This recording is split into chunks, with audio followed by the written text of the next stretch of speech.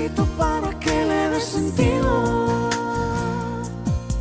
a este corazón que no encuentra reposo si no es contigo. Ven, te necesito para que le dé sentido a este corazón que no encuentra reposo si no es contigo. Bienvenidos a todos a la casa del Señor. Estamos de nuevo contentos de poder congregarnos y de disfrutar no solo de la comunión de los hermanos después de toda la semana, sino con la comunión con el Señor, de su palabra en esta mañana, de la alabanza, todo aquello cuanto vamos a poder realizar. Y realmente siempre es un privilegio el poder estar junto al pueblo de Dios y de esa manera cantar todos juntos, reconocer que pueblo suyo somos, como dice el salmista, y que por lo tanto a Él debemos nuestra adoración, nuestra alabanza, a Él sea toda la gloria y la honra.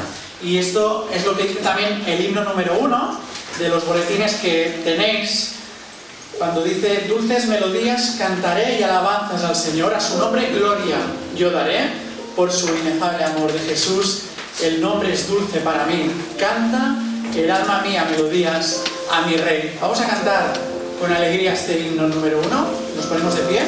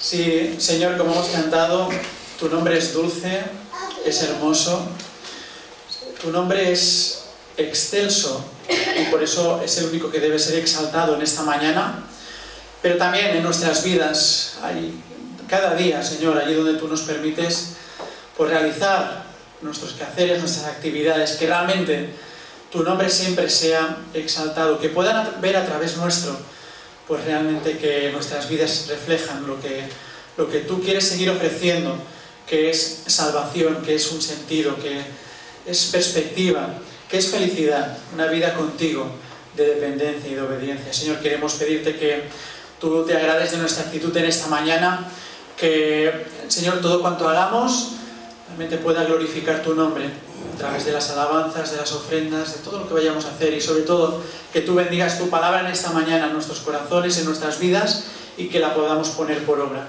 Queremos acordarnos de nuestros hermanos que no van a poder estar con nosotros por diferentes motivos, por enfermedad, porque están trabajando, porque tienen otras dificultades, y que ellos pronto realmente puedan congregarse con nosotros. En el nombre del Señor Jesús. Amén. Muy bien, podemos tomar asiento y ahora hacía mención al principio de la introducción de un salmo, que es el Salmo 100, y que nos invita a alabar al Señor en estos momentos en los que como pueblo suyo podemos hacerlo. Y dice el salmista: cantad alegres a Dios, habitantes de toda la tierra, servid al Señor con alegría, venid ante su presencia con regocijo, reconoced que el Señor es Dios, Él nos hizo y no nosotros a nosotros mismos. Pueblo suyo somos y ovejas de su prado. Entrad por sus puertas con acción de gracias, por sus atrios con alabanza. Alabadle, bendecid su nombre, porque el Señor es bueno, porque para siempre es su misericordia y su verdad por todas las generaciones. Así que esta realidad, esta verdad, es la que también podemos ahora expresar a través de la alabanza, y vamos a pedir a nuestra hermana Ani que ya pase aquí delante para que nos dirija en la alabanza al Señor.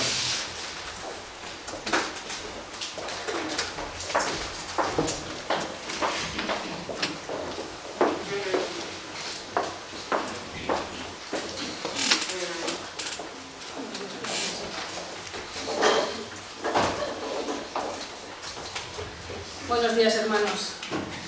Quisiera que empezásemos nuestra alabanza a Dios. Y a mí me gusta cuando alabamos a Dios que lo alabemos por algo en concreto, no en general, sino fijarnos en algo en concreto, ¿no? Y hoy me gustaría que le alabásemos primero porque Él es como es, y porque es alguien que cuando empieza algo no lo deja a medias, sino que lo acaba, ¿no?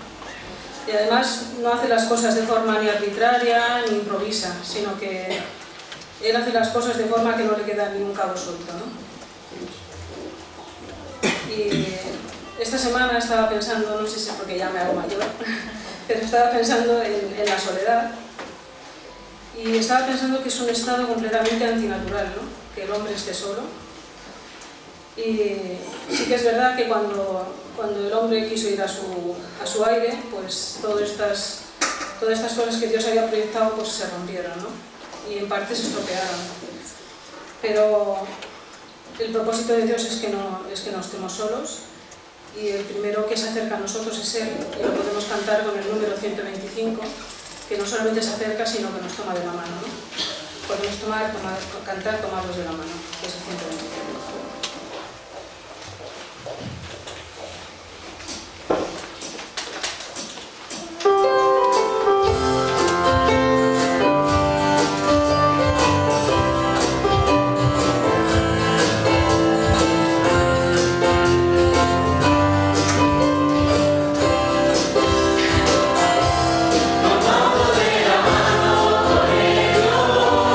Tomado de la mano por él yo voy.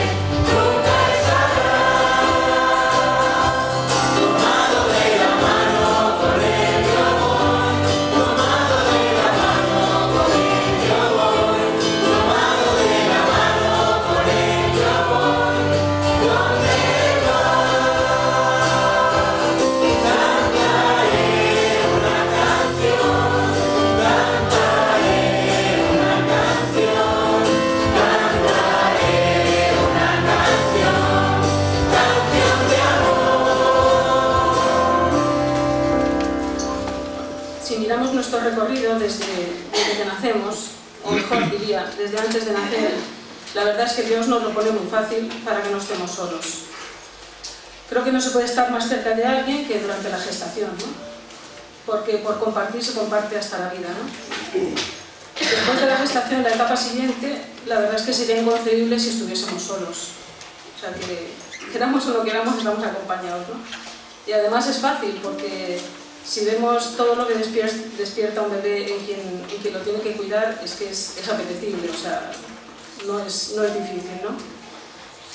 Después sí que es verdad que pasamos a una etapa en la que parece que somos más autosuficientes y quizá pues esa relación con los demás es más relativa, pero es apariencia solo, ¿no? Porque después ya al final también volvemos a otra etapa en la que también hace falta la cercanía y el contacto, ¿no? Para poder vivirla, ¿no? En esta etapa que comentaba de autosuficiencia, quizá es cuando de verdad necesitamos más al Señor, ¿no?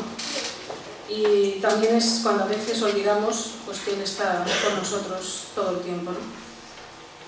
Y creo que para poder ser felices y para poder vivir, no debemos olvidar en ningún momento que si podemos llevar nuestra vida para adelante es porque Cristo está con nosotros, ¿no? Como dice el himno 363, lo que pasa es que no están repartidos los libritos y no sé si se puede proyectar. Pues lo cantamos.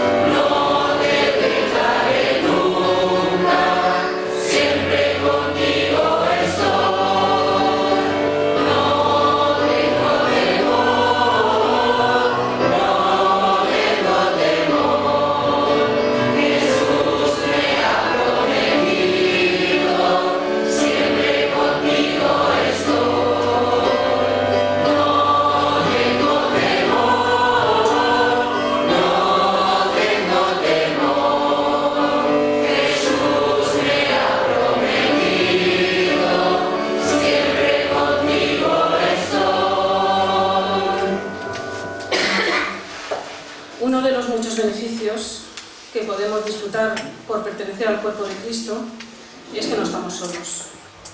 Y por eso la palabra nos insta en Hebreos 10, en el 24 y el 25, que no dejemos de congregarnos, porque si no vamos a perder la bendición que supone ser parte del cuerpo de Cristo. Lo que pasa es que Dios no nos obliga a nada, ¿no? Simplemente Él nos pone por delante lo que es bueno para nosotros y nos deja que nosotros escojamos, ¿no? Y también sabemos que no estamos solos, en ese cometido no estamos solos, ¿no? Sino que Él nos propone que no nos dejemos de reunir, pero también Él pone su parte, ¿no? Y es el Espíritu Santo el que va a obrar esa unión entre nosotros, ¿no? El que no estemos solos y el que seamos uno, ¿no? Como dice el Cántico 151.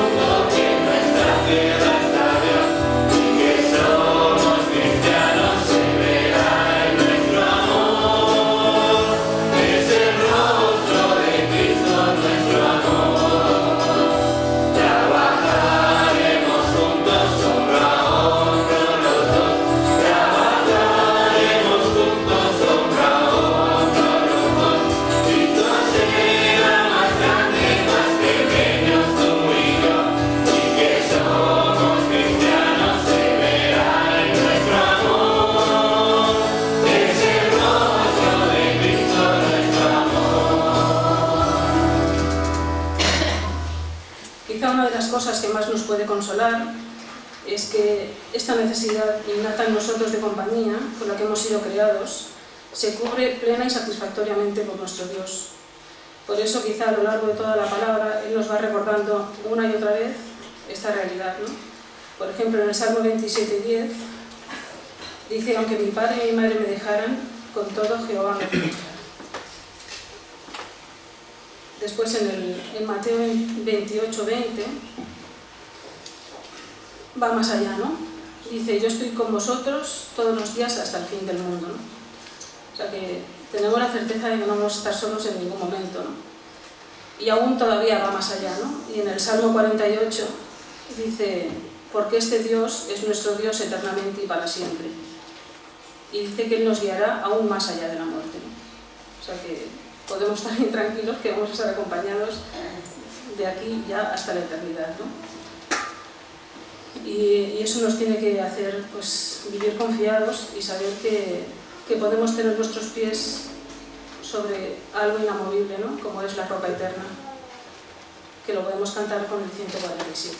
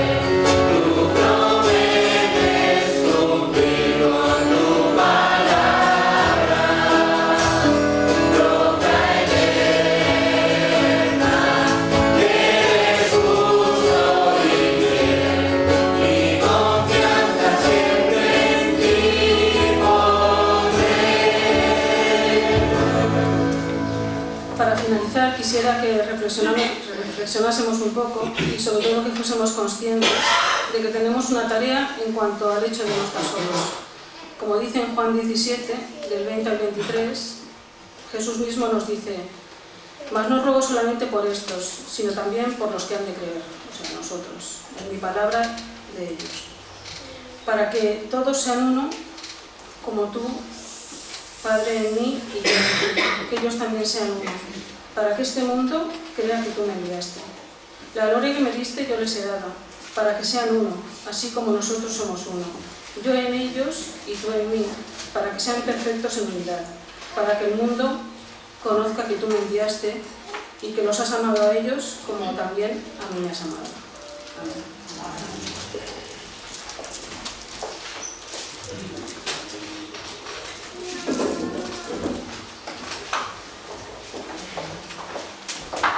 Como decía nuestra hermana Ani, desde luego no estamos solos y el Señor está presente en nuestras vidas a través de su Espíritu, pero también en cada uno de los detalles que nos permite vivir, y su provisión está presente en nuestras vidas. Y por eso, en estos momentos en los que pasamos la ofrenda, pues reconocemos eso, que el Señor provee, el Señor nos sustenta, que nos da lo necesario y más allá de lo necesario, y queremos pues darle aquello que ya hemos apartado en nuestro corazón para que Él lo utilice para su gloria y honra. Evidentemente pedimos al Señor que nos dé discernimiento y sabiduría para ser buenos administradores de estas ofrendas. Sí que me gustaría decir a aquellas personas que nos visiten en esta mañana que no se sientan en absoluto obligadas a depositar nada.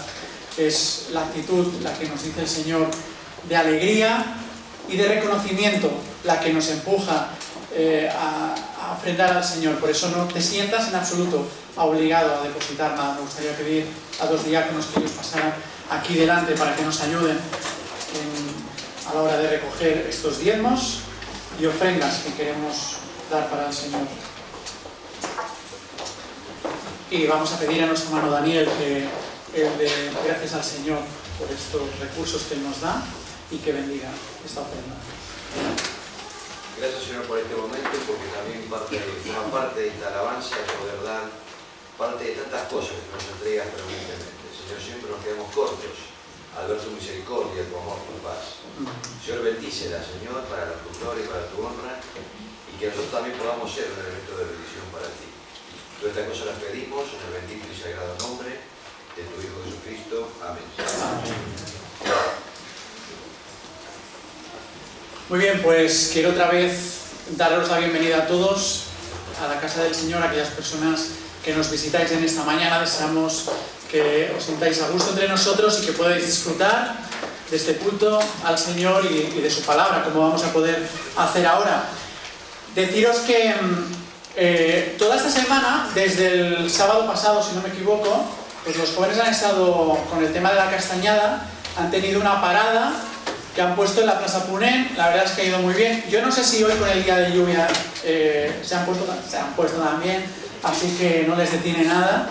Eso está muy bien. Y hoy es el último día en el que ellos van a poder vender castañas también como una manera de poder recoger fondos, pero también les ha dado oportunidad, porque han tenido su cartel de Joves Cristians, su oportunidad de que las personas les pregunten quiénes son y de también tener conversaciones, que sé que me consta que esto ha sido de esta manera. Así que, bueno, estamos contentos de que el Señor pues les haya ayudado en este sentido. Y si hoy estamos a tiempo, pues pasemos también a comprar las castañitas, y es que no hemos pasado todavía. Así que os animamos a... Están en la Plaza Punén, muy cerca de la Plaza del Mercado. Estaréis esta tarde también. O sea que tenemos tiempo para ir a buscar esas castañas. Muy bien. Recordad a aquellos que estáis haciendo y realizando el curso de preparados para servir, que esta tarde a las 5 tenemos la primera clase, así que seamos puntuales y ya iremos después de comprar las castañas o antes, pero a las 5 estaremos todos aquí para poder tener esas primeras clases. También queremos proponeros, y lo pone aquí en el boletín, el próximo sábado 10 de noviembre a partir de las 9 de la mañana, creo, que quedamos en la iglesia para hacer un poco de ¿cómo se le llama esto?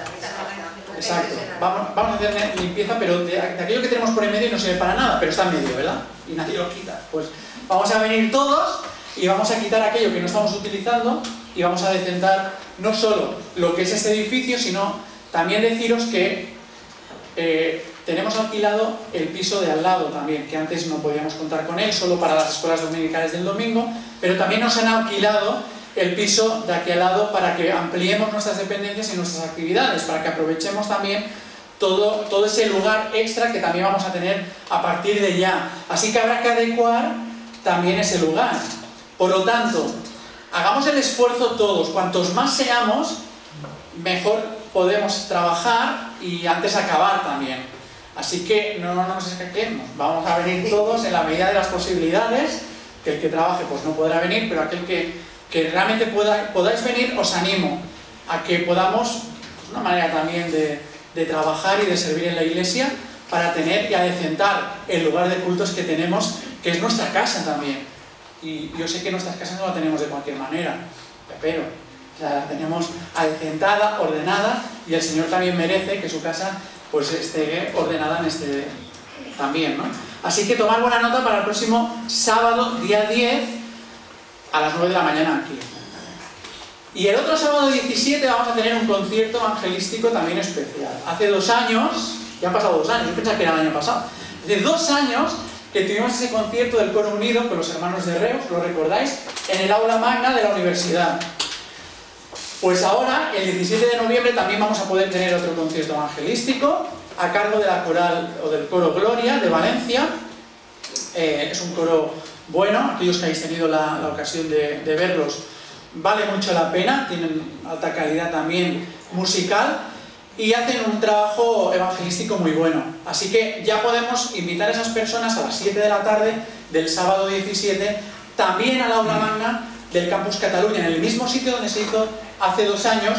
Allí tendremos también este concierto evangelístico. A partir de la semana que viene, sobre todo el jueves, ya tendremos carteles, tendremos folletos, porque la idea es que el próximo fin de semana cada uno nos podamos llevar carteles, nos podamos llevar folletos para invitar a otras personas, pero también el máximo número posible, no solo los jóvenes, sino todos aquellos que queréis participar, pongamos carteles por toda nuestra área de influencia, que es este barrio, también en la universidad y a sus alrededores, para anunciar este acto.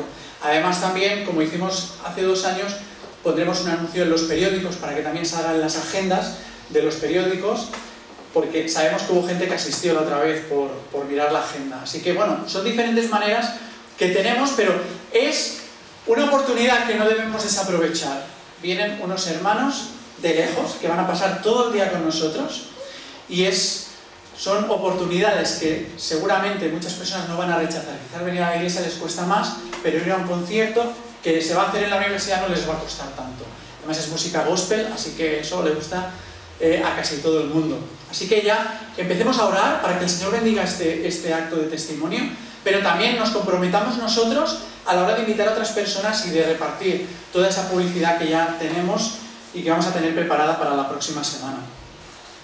Bueno, no digo nada más. Todo lo demás, los motivos de oración, lo tenéis en el boletín. Y ahora, sin más, pues vamos a pasar a escuchar la palabra del Señor. Como veis, en esta mañana tenemos a Óscar, así que, y a Raquel, también ha venido acompañada, pero Óscar va a ser quien va a exponer y a predicar en esta mañana, así que cuando él está por aquí, pues aprovechamos para que él desarrolle ese don que el Señor le ha dado.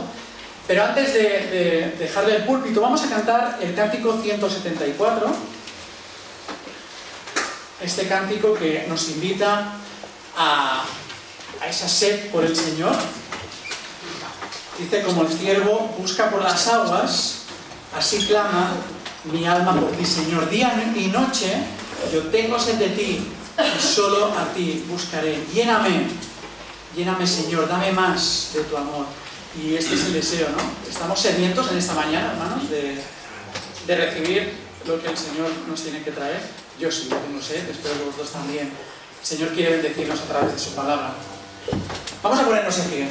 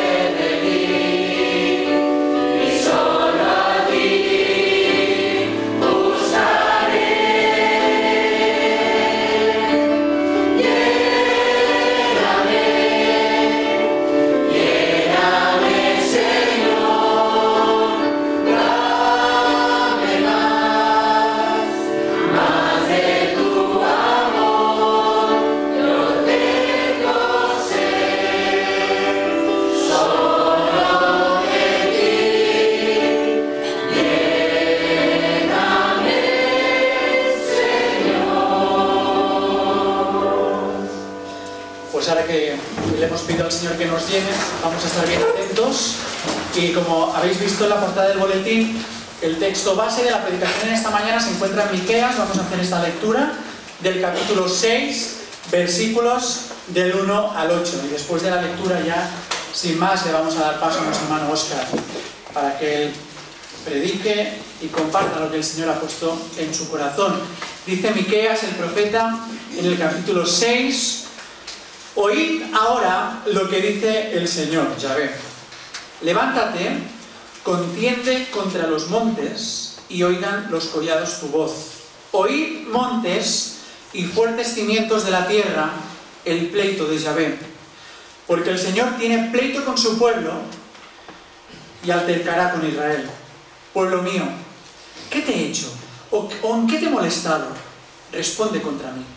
Porque yo te hice subir de la tierra de Egipto y de la casa de servidumbre te redimí. Y envié delante de ti a Moisés, a Aarón y a María. Pueblo mío, acuérdate ahora qué aconsejó Balac, rey de Moab, y qué le respondió Balaam, hijo de Beor, desde Sittim hasta Gilgal, para que conozcas las justicias del Señor. ¿Con qué me presentaré ante Yahvé y adoraré al Dios Altísimo? ¿Me presentaré ante Él con holocaustos, con becerros de un año? ¿Se agradará Yahvé de millares de carneros o de 10.000 arroyos de aceite? ¿Daré mi primogénito por rebelión, el fruto de mis entrañas por el pecado de mi alma? Oh hombre, Él te ha declarado lo que es bueno, ¿y qué pides, Yahvé, de ti? Solamente hacer justicia y amar misericordia y humillarte ante tu Dios. Que el Señor bendiga su palabra en esta mañana en nuestros corazones. Amén.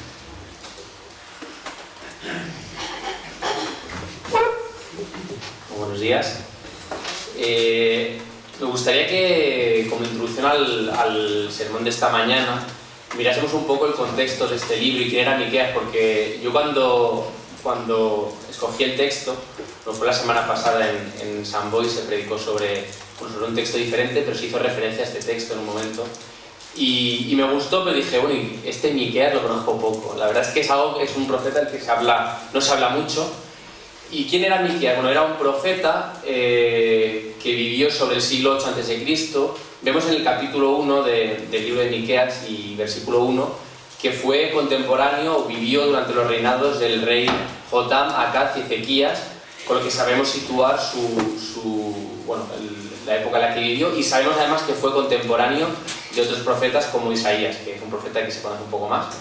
Y nos dice también el libro de Miqueas que era natural de Moreset, era una zona de la región de Sefela, se llama, que se encuentra entre Judá, las montañas de Judá y la parte del mar Mediterráneo. No sé si tenéis un poco el mapa en la cabeza, pero bueno, estaba entre esa zona y una zona bastante agrícola. O sea, él creció en un ambiente campesino, podemos decir campestre, y se ve muy reflejado en el texto. Cuando habla cuando hace sus profecías o habla al pueblo, se puede ver que venía de un medio, podemos decir, humilde y del medio agrícola en particular. Y sabemos, en cuanto a la situación política de la época, recordar que en el 920 más o menos antes de Cristo hubo la separación, la división de los dos reinos, el reino del norte, Israel, cuando reinaba el rey Roboam, el hijo de Salomón, ¿recordáis? Las regiones del norte se rebelaron contra él y hubo una separación en dos reinos: el reino del norte, que era Israel, con capital primero en Siquem y más tarde en Samaria, y el reino del sur, que era el reino de Judá, con capital en Jerusalén. Pues Moreset, la ciudad donde venía Miqueas, estaba al suroeste de Jerusalén, a unos 40 kilómetros. O sea, él estaba en Judá, basado en Judá, pero sus profecías eran principalmente para Judá, pero también alguna de ellas se dirige en concreto a Israel, al reino del norte. Y en esta mañana la que vamos a ver, el texto que nos habla, vemos que hace referencia, que se dirige a Israel. Y este libro, en cuanto es un poco el contexto social o político de la época, este libro tiene una estructura bastante clara. Se divide, podemos decir, en tres secciones, en tres partes. La primera parte son los capítulos del 1 al 3, en la que Miqueas presenta la situación del pueblo de Israel, hace como una especie de fotografía a lo que es la realidad del pueblo en ese momento. y habla de las injusticias sociales que se están viviendo. Si queréis vamos a leer, si tenéis las Biblias con vosotros, no sé si se puede proyectar también, y así vamos siguiendo para que veáis un poco más la situación que se vivía en ese momento. La primera parte habla de eso, de la situación social, y es una crítica durísima al pueblo. O sea, lo que hace es criticar por un lado a los gobernantes y poderosos. Si tenéis el capítulo 3, versículos del 1 al 3, vamos a leerlo. Hace una crítica a la maldad de la gente que tenía poder, a la maldad de los gobernantes.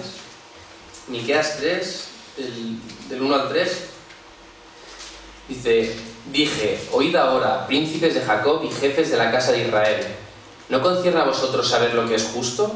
Vosotros que aborrecéis lo bueno y amáis lo malo, que les quitáis su piel y su carne de sobre los huesos, que coméis asimismo la carne de mi pueblo y los desolláis su piel de sobre ellos, y les quebrantáis los huesos y los rompéis como para el caldero y como carnes en olla.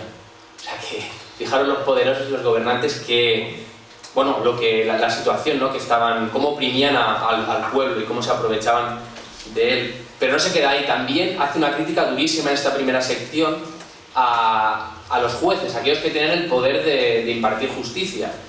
Si seguimos en este capítulo 3 y leemos de los versículos 9 y 10, se dirige a los que tenían capacidad de juicio y dice, de juzgar, y dice: Oíd ahora esto, jefes de la casa de Jacob y capitanes de la casa de Israel, que abomináis el juicio y pervertís todo el derecho, que edificáis a Sion con sangre y a Jerusalén con injusticia.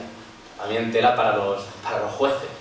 Y no se queda ahí, se va por la clase religiosa, se va por los sacerdotes y a por los profetas. Sabemos gobernantes, luego jueces y ahora clase religiosa.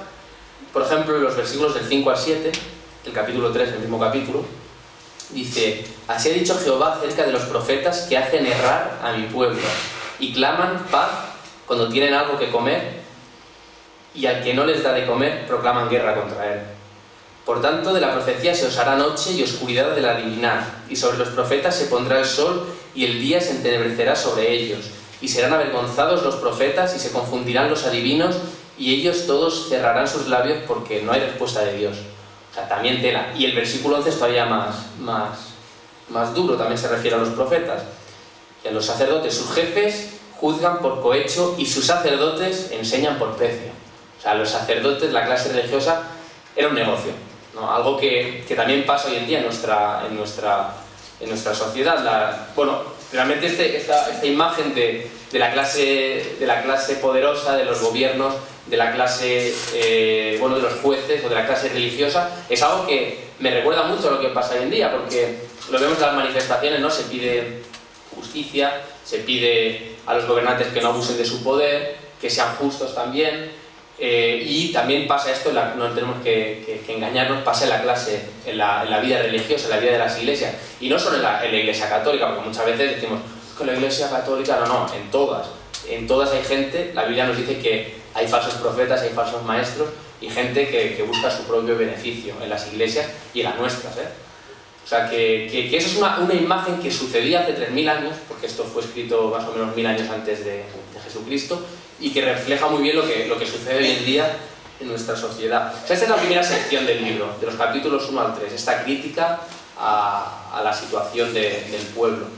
La segunda sección son los capítulos 4 y 5, y es como mucho más, hay esperanza, ¿no? Es como un mensaje de esperanza, de ánimo para el pueblo, donde se promete la restauración porque se dice en el 3 que Jerusalén va a caer y que el templo va a ser derruido, pero luego en el capítulo 4 y 5 se dice que todas las naciones acabarán adorando al Señor, que os hace una profecía de los últimos tiempos, y se habla incluso de la venida de Jesús. ¿Recordáis este texto tan famoso que habla de que de Belén nacerá, vendrá el rey? Pues está en Miqueas, en el capítulo 5, los versículos del 2 al 5 se hace esta profecía. O sea, que vemos que hay esperanza para el pueblo. Y luego entramos en la tercera sección, que es la sección en la que vamos a meditar en esta mañana, que son los capítulos 6 y 7, y es una sección en la que Miqueas, el Señor expresa de una manera como amarga, como si os habéis fijado cuando leía Samuel el texto, amargamente dice lo que siente con su pueblo. Se ha visto el reflejo de lo que es su pueblo se ve lo que él va a hacer, pero luego el Señor expresa lo que siente y lo triste que se siente por la situación del pueblo. Y si nos vamos a ese texto, al capítulo 6, vamos a leerlo un poco hasta llegar al versículo 8, que es en el que vamos a centrar el mensaje esta mañana. Y empieza diciendo el versículo 1 del capítulo 6: Oíd ahora lo que dice Jehová. Levántate, contiende contra los montes y oiga los collados tu voz. Oíd, montes y fuertes cimientos de la tierra, el pleito de Jehová. Porque Jehová tiene pleito con su pueblo y altercará con Israel. Sabemos que el Señor está diciendo: tengo pleito con vosotros, estoy triste con vosotros, tengo una disputa con vosotros. Y usa este término también jurídico como bueno, que Dios también es juez, ¿no? Y se hace propio esta palabra, este término que se usa también con el ámbito jurídico. Dice: tengo pleito, y cuando tengo pleito os llevo al banquillo. Y es como si llevas a su pueblo al banquillo.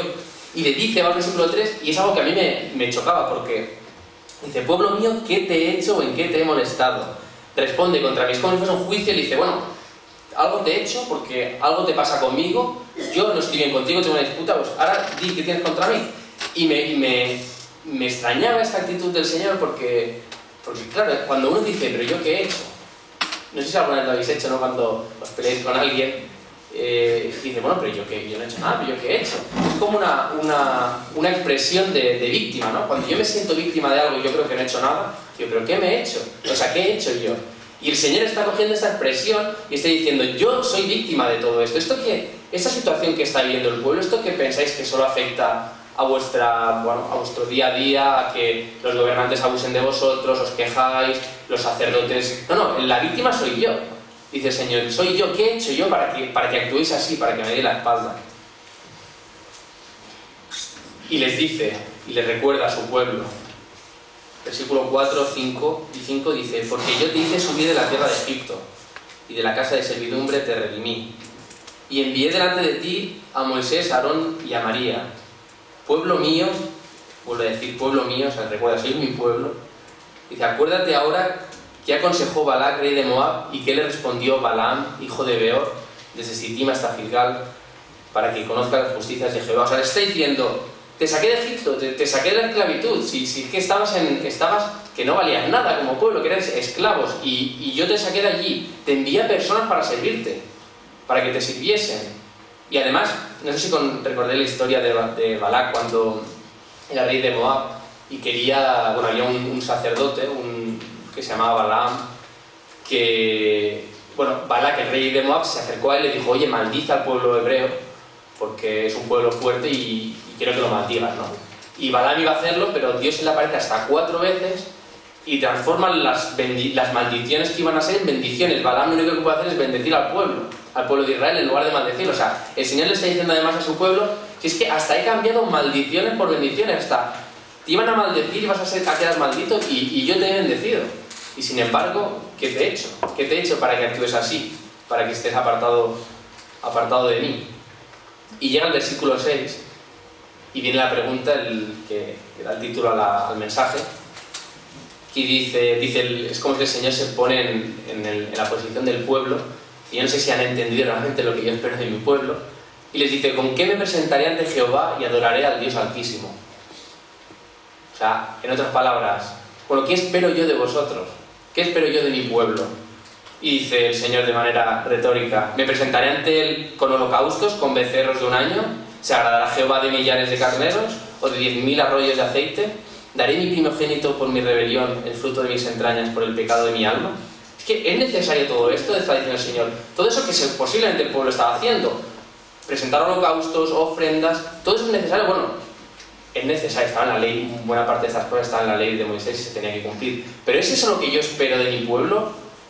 ¿Y qué dice el versículo 8? Y llegamos aquí al versículo clave. Dice: oh hombre, Él te ha declarado lo que es bueno. O sea, Él ya lo ha hecho, ya te ha dicho lo que es bueno. ¿Y qué pide Jehová de ti? ¿Qué espera Dios de ti? Solamente, dice 3 cosas. Solamente hacer justicia, amar misericordia y humillarte ante tu Dios.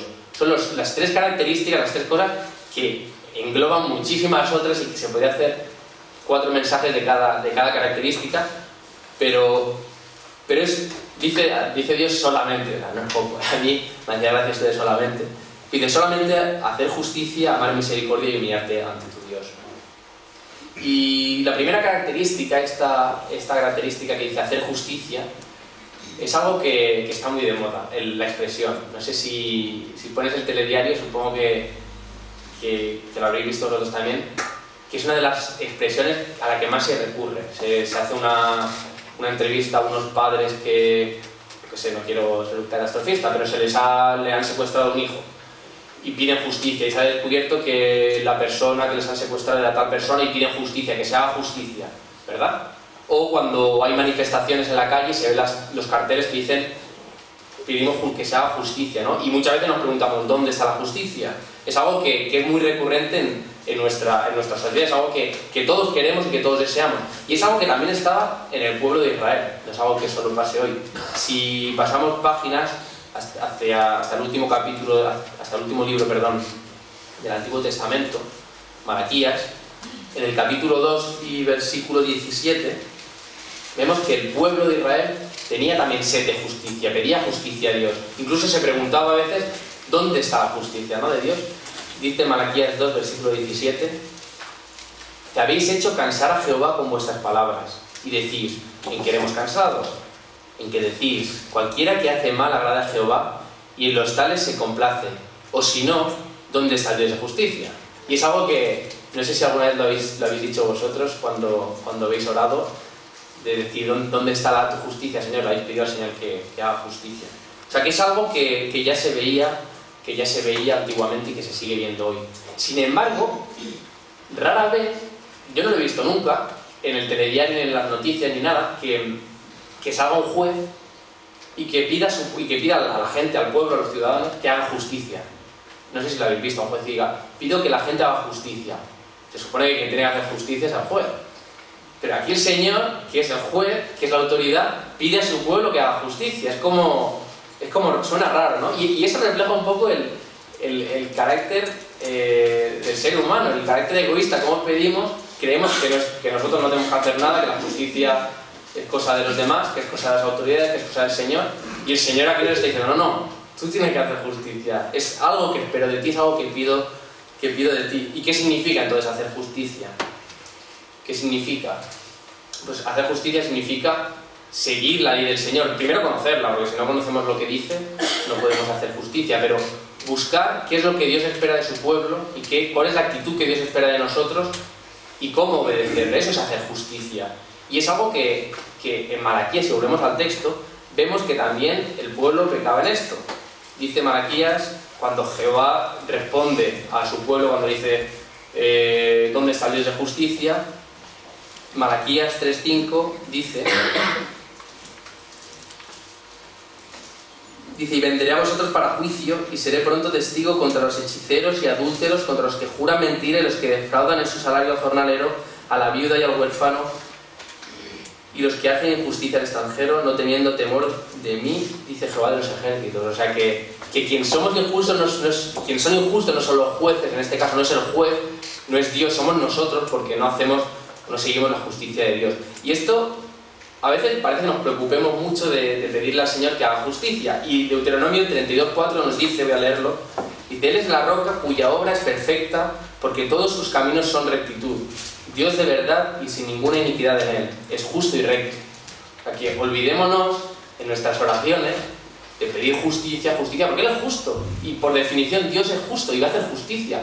Preocupémonos más por pedirle al Señor que nos ayude a nosotros a ser justos y a entender lo que Él espera de nosotros y a cumplir su palabra, que no es fácil. Pero hagamos ese cambio de chip. ¿Veis la idea? Eso es algo que nos pide el Señor. Y esto lo vemos porque podemos pensar, bueno, es algo que vemos hoy en nuestra sociedad, es algo que veíamos en el pueblo de Israel, pero en cuanto al... O sea, bueno, sabemos que ya no somos el pueblo de Israel, que somos cristianos, que seguimos a Cristo. ¿Qué dice Cristo de todo esto? ¿Qué dice Jesús? Pues precisamente si vamos a Mateo 6, versículos del 25 al 34, es un texto, yo creo que de los más conocidos de Jesús. Mateo 6, 25 al 34. y nos habla de las cosas que preocupan al ser humano, ¿no? Nos habla de... Lo leo el primer versículo para que recordéis el texto, que dice: por tanto os digo, no os afanéis por vuestra vida, que habéis de comer o que habéis de beber, ni por vuestro cuerpo, que habéis de vestir. No es la vida más que el alimento y el cuerpo más que el vestido. ¿Recordáis el texto? Y hace alusión a las aves que visten, como Salomón no llegó a vestir y demás. O sea, repite hasta 6 veces, hasta en 6 ocasiones, la palabra afán. Nos dice: no os afanéis por todas estas cosas. ¿Y qué nos dice el versículo 33? Dice: mas buscad primeramente 2 cosas. Se suele hablar de la primera y de la segunda menos. Buscad primeramente el reino de Dios y su justicia. O sea, dice, si por algo tenéis que afanaros, más que por todo lo que os preocupa, que humanamente es normal. Es normal que nos afanemos por un trabajo, porque es humano y es natural, pero el Señor dice: afánate, que te preocupe, que pon tu empeño en buscar el reino de Dios. Tampoco vamos a explicar ahora porque sería otra predicación larga. Y su justicia, que es de lo que estamos hablando hoy. Eso debería afanarnos, eso debería preocuparnos. Así que esta es la primera característica de la que nos habla el Señor, de lo que espera Dios de nosotros y que nos dice en este texto. La segunda característica es amar misericordia. Nos dice solamente hacer justicia y amar misericordia. ¿Y qué es la misericordia? Porque también se utiliza mucho, lo cantamos, decimos que el Señor tiene misericordia de nosotros, pero ¿qué es la misericordia? La misericordia es una palabra que viene de 3 vocablos latinos. Primero, miser, que significa miserias, es bastante... Bueno, miser es la palabra miserias, cordis viene de la palabra corazón, y el sufijo ia se añade cuando se quiere decir que algo es una virtud. Entonces, lo que esta palabra miser, cordis, ia, es la virtud de hacer propias las miserias de otra persona. Eso es lo que significa la misericordia, la virtud de coger el sufrimiento ajeno y hacerlo propio, hacerlo nuestro. O sea, que lo llevemos como una carga y actuar en consecuencia, porque si no se queda lástima. No es lo mismo la misericordia que sentir lástima. Puedes sentir pena por el sufrimiento ajeno, pero decir, bueno, qué pena, ¿no? Y quedarte ahí. Entonces el Señor nos está pidiendo que amemos misericordia, que amemos el sentir el sufrimiento y el llevar el sufrimiento ajeno de nuestros hermanos o de las personas que nos rodean como propio y actuar en consecuencia. Y Mateo también, Jesús también en Mateo 18, 23 al 35, narra una parábola que explica perfectamente lo que es esto. Es la parábola de los 2 deudores. La recordáis, supongo que es un hombre que le debe mucho dinero a su señor y el señor le pide el dinero y le dice: no lo tengo para pagarte y ten misericordia de mí. Le dice: ten misericordia, ve el sufrimiento, se le está diciendo, sé consciente del sufrimiento que estoy pasando, que no puedo dártelo, y el rey, el señor, dice: pues bueno, tiene misericordia de él y le perdona, ¿no? Y luego él va, el que debía dinero, va y se encuentra con uno de sus siervos, que le debía mucho menos, y se encuentra en una situación que le dice: o sea, no puedo pagarte. Y dice: no, pues no le perdona su deuda y no tiene misericordia de él, ¿no? Y nos relata perfectamente lo que pasaba también con el pueblo de Israel, y lo que el Señor recuerda en este texto al principio. Dice: yo tuve misericordia de ti, yo vi tu sufrimiento en Egipto, vi que estabas en la esclavitud y cogí y te saqué.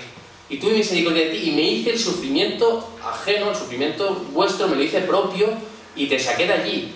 Y tú, que te he librado de eso, tú estás oprimiendo a tu pueblo ahora, oprimes al extranjero y no tienes misericordia de los demás. O sea, vemos como la historia del pueblo de Israel encaja con la historia o la parábola de los 2 deudores. Y igual nuestra historia, pero que a veces pensamos que no va con nosotros. El Señor también ha tenido misericordia de nosotros y nos dice que, viendo el sufrimiento del ser humano, se lo hizo propio y por eso envió a Jesús para morir por nosotros. ¿Y nosotros qué hacemos a cambio? ¿Tenemos también misericordia de los que nos rodean? ¿Sabemos ver el sufrimiento de los hermanos o de las personas que nos rodean y sabemos sufrir con ellos y sabemos actuar en consecuencia? Yo creo que no es nada fácil, pero es a lo que estamos llamados. Y fijaros que además la misericordia tiene mucho que ver con el perdón, porque no es casualidad, si nos vamos a la parábola de los 2 deudores, que todo el rato habla de misericordia, misericordia, misericordia, pero al final el versículo que es la conclusión nos habla del perdón. ¿Qué diremos? Ostras, ¿no tiene que ver con la definición de misericordia? Pues sí. Dice Mateo 18:35 en esta parábola de los 2 deudores, dice: así también mi Padre Celestial hará con vosotros si no perdonáis de todo corazón cada uno a su hermano sus ofensas. O sea que la misericordia tiene que ver con el perdón, lo vemos en Jesús. Tiene misericordia Dios del hombre, envía a su Hijo para hacer propio sufrimiento y perdona sus pecados. Y eso también tiene que ver con la misericordia entre nosotros, ¿no? Tenemos que ser capaces de sufrir con el hermano y perdonar también las ofensas del hermano, forma parte de la misericordia. Y Dios va todavía más lejos, porque no dice hacer justicia, pero no dice y hacer misericordia, dice amar misericordia. O sea, nos tiene que gustar, tenemos que disfrutar sufriendo con los demás. Y sea así que es como, ¿no? Pero lo dice así, y Miqueas, este mismo libro en el que estamos meditando, en el capítulo 7, versículos 18 y 19, dice que Dios ama misericordia, también lo dice así, o va todavía un poco más lejos, dice que se deleita, dice el versículo 18 y 19 de Miqueas 7. ¿Qué Dios como tú que perdona la maldad y olvida el pecado del remanente de su heredad? No retuvo para siempre su enojo porque se deleita en misericordia. Él volverá a tener misericordia de nosotros, sepultará nuestras iniquidades y echará en lo profundo del mar todos nuestros pecados. Es como que el Señor dice, volverá a tener misericordia porque es que le gusta, porque es que se deleita en sufrir con nosotros, porque el Señor sufre con los que sufrimos. Y nos pide eso, ama sufrir con los que sufren. Complicado, este segundo punto también. Hacer justicia y amar misericordia. Y el tercer punto, volvemos al capítulo 6, versículo 8, dice, y humillarte ante tu Dios. Hacer justicia, amar misericordia y humillarte ante tu Dios. Y cuando preparaba el mensaje me metí en el Google y puse humillación en el Google. Y hice una búsqueda y quería ver lo que salía.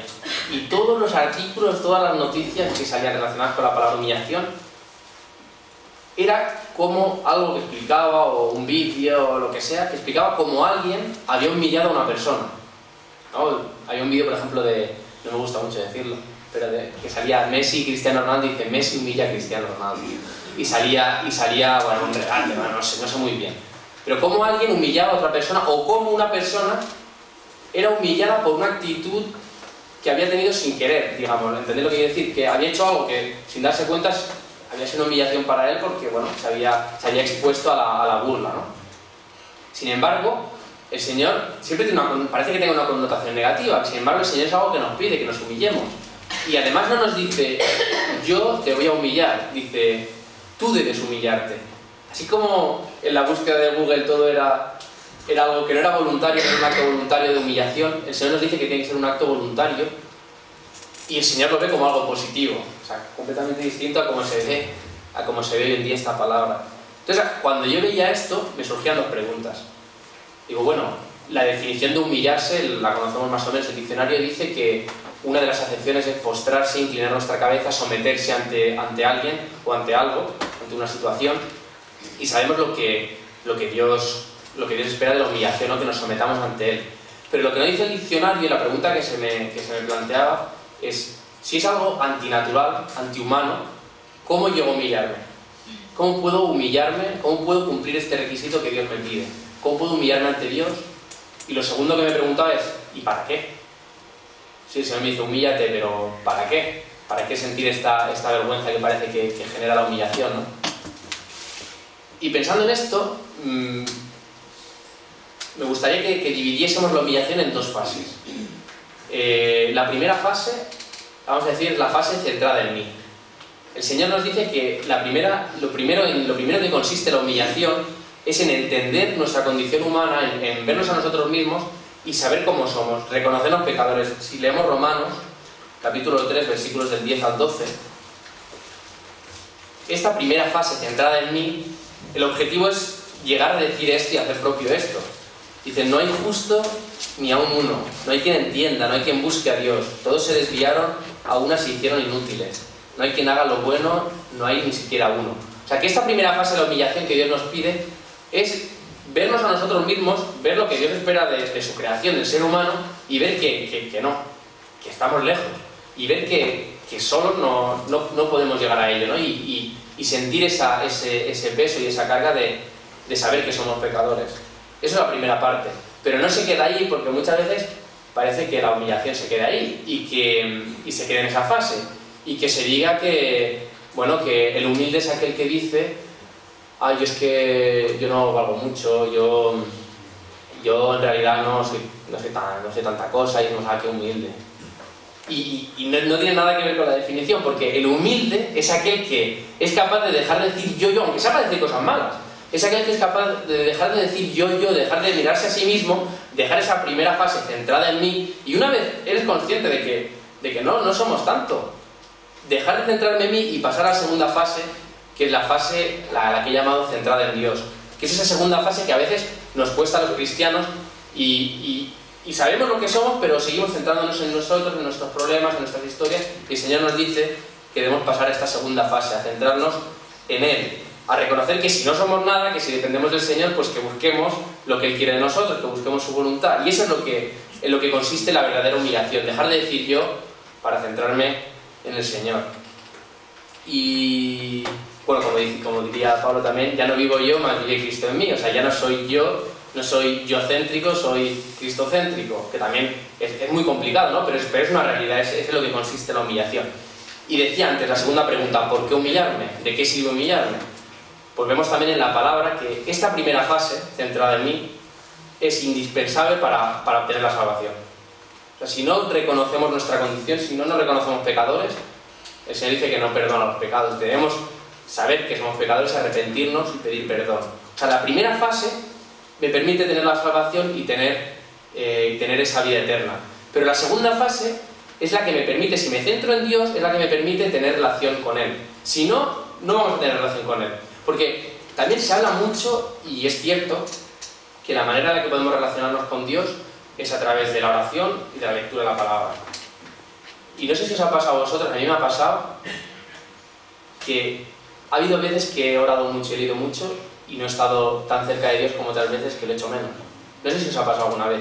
Y he intentado acercarme por la oración, por la lectura, y eso no ha sido lo que ha hecho que tenga, no es lo que hace que tenga relación con Dios. Y la Biblia lo dice también, es necesario, pero en la base no está eso. En la base hay algo todavía más en la raíz, y es esto precisamente, la humildad, el centrar nuestra vida en Dios. Y vamos a ver ejemplos que aparecen en la Biblia, vamos a ver 3 ejemplos. El primero está en 2 de Crónicas, capítulo 7 y versículo 14.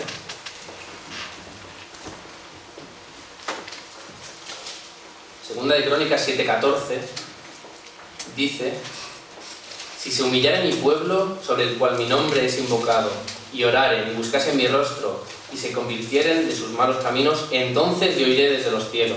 Fijaros lo primero que dice: si se humillare mi pueblo.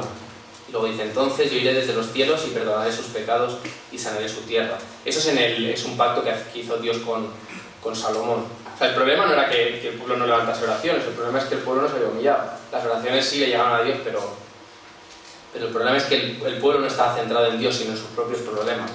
Daniel 10:12, vemos otro ejemplo. Dice, es una visión que tuvo Daniel. Dice: entonces me dijo, Daniel, no temas, porque desde el primer día que dispusiste tu corazón a entender y a humillarte en la presencia de tu Dios, fueron oídas tus palabras. Desde el día en que te dispusiste a entender, a tener esa disposición, a querer saber lo que Dios dice y a humillarte, entonces fueron oídas tus palabras. Dice: y a causa de tus palabras yo he venido. O sea, el problema otra vez no era que Daniel no levantase oraciones, el problema es la humillación. Y vemos otra vez otro ejemplo que tiene que ver, hemos visto dos que tienen que ver con la oración, o sea, con lo que nosotros le decimos al Señor, pero vamos a ver que también tiene que ver con lo que el Señor nos dice a nosotros a través de la palabra. Vamos a ver que está la humillación en la base. En el Salmo 119, salmo que no se atribuye a David, aunque no está claro, dice, versículos del 65 al 72, bueno, voy a coger algún trozo de cada versículo.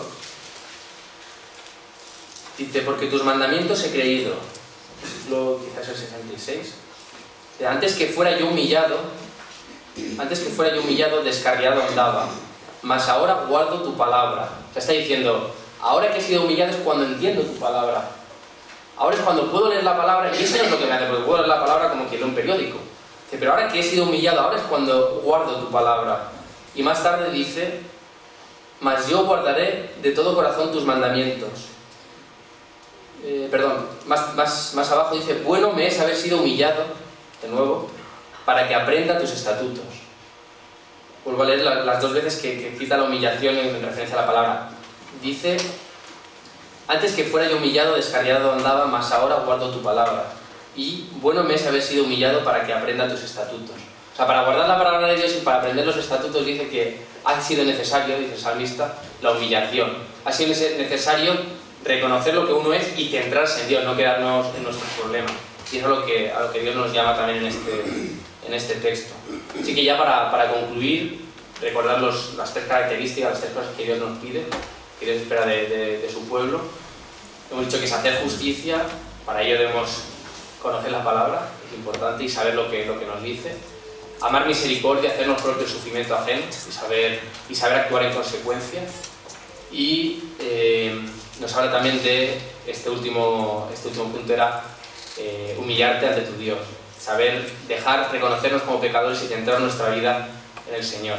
Y tenemos herramientas que nos ayudan, porque eso es imposible, por nosotros mismos es imposible, pero tenemos la palabra que nos enseña cómo hacer justicia, tenemos el ejemplo de Jesús que nos enseña cómo amar misericordia, y tenemos el Espíritu Santo, que es el que nos puede convencer de pecado y es el único que puede hacer que nos humillemos ante Dios.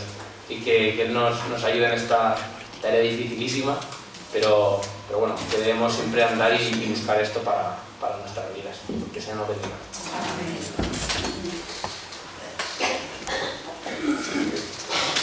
Realmente es así, necesitamos que sea el Señor siempre que obre en nosotros, nos siga transformando su imagen, para que Él haga posible que realmente podamos agradarle en todo momento y que sea una realidad de nuestras vidas, que seamos hacedores de lo que hemos escuchado en esta mañana de una manera muy clara.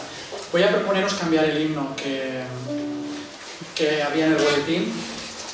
Creo que el cántico 16 expresa y resume muy bien lo que hemos escuchado. Vamos a acabar centrando nuestra mirada en el Señor. El ejemplo, nos decía nuestro hermano, nos ha dado de misericordia, de fidelidad, y vamos a pedirle que esa misma misericordia, fidelidad, amor esté presente en nuestras vidas en relación también a otras personas. Así que vamos a acabar con este cántico 16. Oh Dios eterno, tu misericordia ni una sombra de duda tendrá, tu compasión y bondad nunca falla, y por los siglos el mismo será. Me gustaría, como alguna vez hemos hecho, la primera la vamos a cantar todos, la segunda la van a cantar las hermanas y la tercera estrofa los hermanos. Nos ponemos en pie.